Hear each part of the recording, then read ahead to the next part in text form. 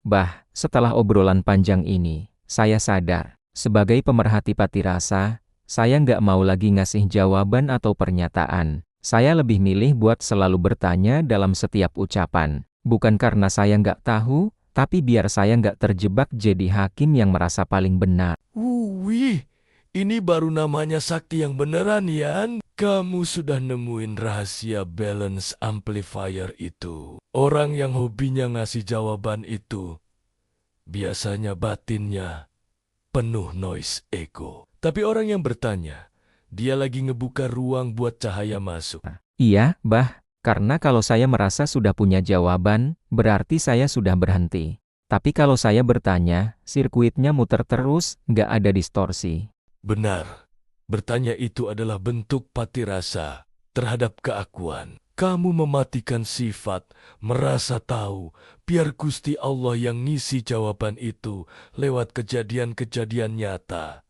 Ingat nggak, Azazil itu jatuh karena dia punya jawaban bahwa dia lebih baik dari Adam.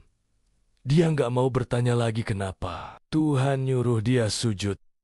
Wih, berarti dengan bertanya, saya sebenarnya lagi menjaga titik nol ya, Bah, menjaga agar batin saya tetap jadi pohon yang butuh air, bukan pohon yang merasa sudah paling rindang. Tepat, itulah puncak keseimbangan baru. Jadilah manusia yang selalu bertanya pada keadaan, bertanya pada niat, dan bertanya padanya. Karena setiap tanda tanya yang kamu ucapkan dengan jujur, itu adalah doa yang paling tulus, tanpa ada paksaan buat Tuhan.